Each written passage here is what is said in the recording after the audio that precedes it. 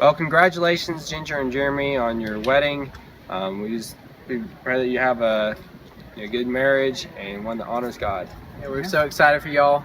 It's something that look forward to seeing, especially you, Ginger, walking down the aisle one day, and just as a joy to me to get to see that and the smile on your face, which is really rewarding. We're super excited to see what the Lord's going to do in y'all's life.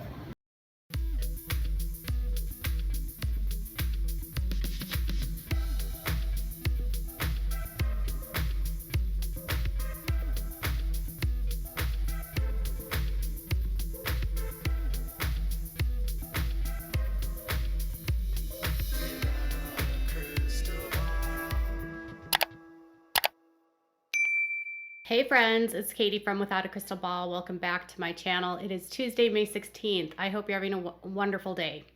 I am going to be doing a let's jam as many topics about the Duggars into one single video because I haven't talked about them in a couple weeks and you all are probably going through withdrawal because I have been on a Sister Wives bender, and I'm sorry, when I get into a rabbit hole, it's hard to get out. Okay, I took a breath. Whew, welcome. So glad to have you here. So if you haven't been watching my videos, we are listening and watching like moving fish, and we're looking and dealing with the sea. We're doing like the same background for every video, and yeah, enjoy. So the Duggars, it's been a hot minute since we've checked in with them, but you guys, I saw something the other day. Actually, it was today.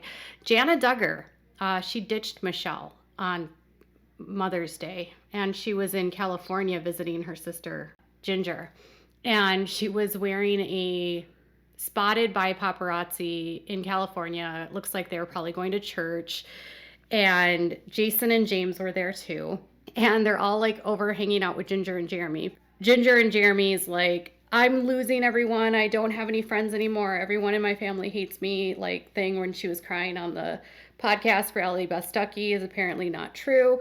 So as long as you are Ginger and you speak out and you write a book, it's cool. But if you're Jill, it's not. Okay, got it. So anyways, Jana is 33 years old. And if you're brand new to the channel, we are always like hashtag free Jana. And she has been living with her parents, and up until like last year she was living in the big house, and now Jim Bob has basically moved her into this tiny house like on the patio next to the basketball court in this like little mobile home. And that's because Jim Bob believes that she is his property and that Jana is a stay-at-home daughter because she's not married. And so in the Institute of Basic Life Principles, the job of a stay-at-home daughter is to serve the father and be the father's helpmeet until they get married. And a father that is a extreme patriarch like Jim Bob Duggar would take it upon himself to tell an adult daughter that is 33 years old that she cannot move out because she is his property. So obviously people have been a little bit shocked to see that Jana has done a few things that have been kind of like against normal protocol for the Duggars. But some of these changes happened after Josh's conviction, and so part of me feels like it's Jana kind of asserting herself. But I also think that theologically Jana has changed a tiny bit, because I've seen her with Jessa and Ben quite a bit at these different conferences which are related to like Reformed theology, and then she's also like been hanging out with Ginger a lot more, and Ginger and Jeremy are part of the John MacArthur church and Grace Community Church. Look it up, Google it. It's terrible because of some stuff. Like, really, they've been protecting this one dude that's like literally in prison forever. It's gross. So anyways, John MacArthur is like kind of like Bill Gothard light is what I would say. Anyways, so, but part of the Reformed theology is that like they don't have the same strict rules for women as far as like dress. So some people that leave the IBLP will end up in the Reformed theology from the people that I talk to because it's familiar to them. There's not as much legalism in that. There's not as many outward rules that they have to follow. Like if they want to drink alcohol, they can drink alcohol. Like if they want to wear their hair in ponytails, they can wear ponytails. If they want to wear a midriff and show off their belly, they can do that. I mean, they allow a little bit more, I don't know, like freedom of thought in terms of like what people can wear and and that kind of thing. But he has a lot of the same beliefs when it comes to like women working in the home and or working outside of the home, and a job with a woman is to be like a stay-at-home mom and primary submitting to their husband. So they also have like the same views on like the LGBTQ plus, and it's, I don't know, it's a mixed bag of like a lot of the same rules but different theologies. And then one believes that your salvation cannot be taken away, and the other one thinks that it's more of works based. Okay, so moving forward, Jana has been hanging out with Ginger quite a bit. And so the reason why I think that Jana might be moving more to the Reformed theology is because, one, she has abandoned not wearing dresses anymore, so she wears pants. The reason why I think she might be leaning more towards that is, one, because she's been hanging out with Jessa and Ben, and Jessa and Ben are Calvinists. And then she spends a lot of time with Jeremy and Ginger, who are also Calvinists. So for her to abandon the dresses could be her exerting her independence, in that she's saying, well, I'll still follow some of the principles of the IBLP and be like your stay-at-home daughter. I'm not going to not wear pants. I mean, right? And then she's also living in her own tiny house on the property, so she might feel like she has her own life now. I don't know. So she's been hanging out, and she's in Los Angeles, and she and Jeremy and Ginger have been like posting some of their stories. They were making like fire pizza in their brick oven that they have at their house in Los Angeles. And so Jana, the paparazzi spotted them out. It was Jana, James, and Jason, and then obviously Ginger and Jeremy. And then so the headline for a lot of these places is like, oh, it's, you know, Jana ditched Michelle or whatever. I just think that like Ginger is probably trying to get her sister to move to California. One of the things that I heard a lot from people that know the family was that one of the biggest concerns for a lot of the sisters is Jana, because she's still living at home and she's not married. And so I know that like for the last several years, Ginger's been kind of like, I was told, working on getting Jana to maybe move out to California or potentially consider like moving out of her parents' house. But for Jana to do that, she would have to be able to support herself and be able to work, and she'd have to get a job. And at this point, she doesn't really have a job because she helps her dad out, but her job is to be at home with her parents. So it's tricky because you're expecting her to be able to assimilate into the world and know how to do everything when she's never been prepared to do anything more than serve Jim Bob. But her taking trips, even though she's with her brothers, is a good first step, right? So Ginger is hanging out with Jana, with James, and with Jason. So one thing I could tell you about James and Jason is this. Like, James and Jason are loyal to their parents, loyal to their family, but Jason and James are also more like rebellious. And so they listen to rock music because whatever, they're in their early 20s, and they're not as picky about, you know, where they spend their time and how they spend their time. And I think both of them, I was looking through Jason's like all the different pages that he likes, and he seems to also be moving more towards the Reformed Calvinist theology. I'm not sure where James stands, because James goes to church with his parents, and I think James is just like along for the ride, to be honest. He lives in the warehouse that Anna used to live in when she and Josh were together. Oh wait, they are still together. Anna now lives at the big house. So those three are kind of like, I would say, like, if they could get their courage, I could see those three being the kind that would consider breaking free. But I also think they have a lot of trepidation and fear, because even though they think that they are listening to rock music and they might be switching theologies, I think there's this fear of like going against their father. And then also, like, if they were to move out and get their own places, they don't have the cushy lifestyle that they have otherwise. Like, think of it this way, like, as long as they live on dad's property, they get access to all the planes, the helicopters, they get access to like all the toys that dad has, all the property that he has, they get access to the car lots so they can junk and like play with all the cars. There's perks that they get for living on Jim Bob's property. And they also don't have to work as hard. They don't have to have 9-to-5 jobs.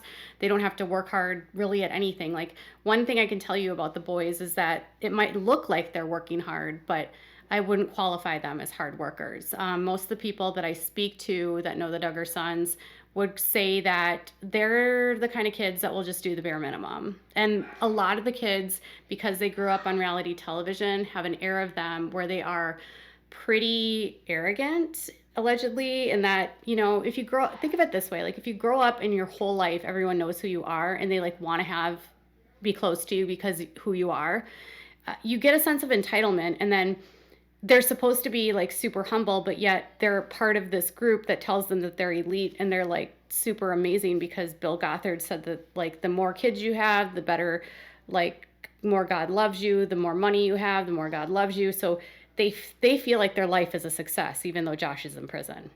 Which gets me to next point. Jana Duggar, apparently she was spotted in a story. I don't know where this came from. I saw this on The Sun. And so she was spotted in a selfie that was posted in a story. One of the families that follows the Duggars shared a photograph, and in the photograph, Anna was in the back and she was trying to avoid being photographed. And Claire was there, which was interesting. And one of the younger daughters was in the photograph. I think it was Jennifer. So Anna is still living at the big house. And that gets me to Josh's appeal. Okay, so Josh has his appeal, which was argued actually 3 months ago today to the appeals court.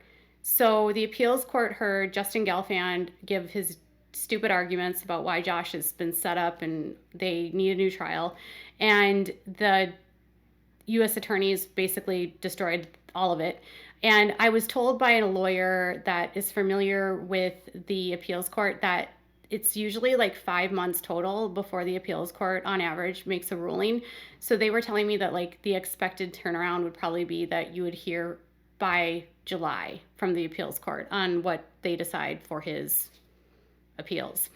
And then I also got an email from someone that let me know that if his appeals are denied, he could also do some sort of appeal where he would have to actually go back to the trial judge and file a motion in that court saying that his counsel was ineffective. So his last ditch option, if these appeals are denied, is him to go back to the trial judge and say, you know what, my own attorneys sucked, and because they sucked, I need a new trial. And he would argue like ineffective counsel. And that would probably be pretty hard for him to do because the judge asked him multiple times, like if he felt like he had been represented well, if he felt like he had been given good counsel. And Josh answered these questions at sentencing, like how he felt about his counsel. And Josh said that he was fine with his counsel. He felt like he understood what his counsel was telling him. So for him to go back in time and try to like argue for ineffective counsel at this point would be very difficult. That's kind of the 411 I got from someone. Anyways, so Josh is very unlikely to actually have his appeals go through. Okay. So this gets me to the Duggars documentary, which was something I wanted to talk to you guys about. So in a video last week, I told you guys about how Jim Holt, who is set to be one of the stars of the new docu-series that's coming out about the Duggars, The Family Secrets. Well, apparently he has 2 restraining orders out against him, and those restraining orders now were finalized by a judge, which actually happened after I uploaded my last video. So in the state of Arkansas, in order to get a final order of protection, you have to go before a judge and present evidence to the judge about, why you need this order. So the judge looks at the evidence, they can call witnesses, and the defendant has to go there as well. And in this case, both Bobby and his son Samuel received 10-year orders of protection, meaning that he can't be around them for 10 years. I don't know what the total stipulations are about that, and I also don't know if that means Bobby's going to file for divorce. Frankly, I don't know any of the aspects of it. Everyone I've talked to doesn't really know, other than whatever happened was very serious, and whatever happened has Bobby very scared. So Jim Holt is supposed to be one of the truth tellers in this new docuseries. And some of the things that I can think of that he might try to say in the docuseries are going to be potential allegations that he throws out against JL Duggar. So one of the first things that Jim Holt ever told me was that JL was a bad dude, that not only did he have a bad temper, but he also liked little girls. Now, allegedly, here's the thing. The only person that had evidence or that seemed to know about this was Jim Holt. So I don't really know what the truth is here, because he said that there was some girl, this was his thing, like there was this girl and he did something to her, and that's the truth. That's like what he said. And when I spoke to Deanna and Duggar, who's obviously his daughter, I asked her about it and she knew nothing about it. So go figure, right? What Deanna told me about her dad, and this is probably something that they're going to explore as sort of the dark side of JL, is that he had a very bad temper, that he was unfaithful to Mary. That's something that Deanna has told me multiple times, is that he had a wandering eye and that he was unfaithful. And that Deanna has said, was extremely mentally ill and didn't take care of his mental health and was just kind of a beast. And another thing that I was told by Amy is that Mary Duggar would never let the kids be alone with JL. So that might be an aspect of some of the secrets you might hear about on it. Though, it's hard to say like how JL really is going to play a factor. He is going to, for sure, mold Jim Bob into a kid that's going to make him feel like he had a bad dad. And then Jim Bob's going to want to like amplify and be like, I'm going to be dad of the year. But I don't think it's JL that's the problem that contributed to Josh being the way it is. There are so many men that Jim Bob Duggar allowed into his family home and around him through his belief system that put Josh at risk of something happening to Josh. But on top of that, it's the belief system that really, I think, created the world that Josh lived in. And he was like the golden child. He was the kid that could do no wrong, and they like worshiped him because he was the firstborn. But there was a lot of men in this world that had convictions or that were SOs. I don't know in what details they're going to talk about what Josh did to Anna and the infidelity. I don't know if they're going to talk about if there's possible infidelity with Jim Bob. I don't know if they're going to say or try to allege that Jim Bob did stuff to his kids. The thing is that there's so much that is already out there. And while, a lot of people can tease that there's more to the story and we don't know everything, I think the biggest problem with all of this is that the Duggars are never going to be honest, frankly, about who they are. They're never going to tell you the whole story. And then the ones that are left to tell you the truth, they can't speak for Josh. They can't speak for Anna. And Anna and Josh are not going to be a part of this. They also can't speak for Jim Bob and Michelle because they're not going to be a part of this. So, as much as I don't like Josh, and as much as I don't like Anna, I feel like this documentary, without their perspective represented, I don't know how well you're going to get all of the secrets, because you're missing a couple of the key voices here. And Josh is probably never going to share his side of the story, and he's probably never going to admit his guilt. And so maybe that's irrelevant. And Jim Bob and Michelle are never going to admit anything because they're in a cult and they can't show anyone that they're bad people. And they're just going to pretend like everything's good. I know that they are planning to probably speak to a bunch of the victims of Bill Gothard. Something I think is weird, though, is like if you're going to make a video or a docu-series about the Duggars and you're going to include victims of Bill Gothard, I think it's really weird to have the title of the show be called Shiny Happy People Duggar Family Secrets. So there's a lot of victims of Bill Gothard, I'm sure you're aware. And how do you bring they are members of Bill Gothard's group, the Institute of Basic Life Principles, right?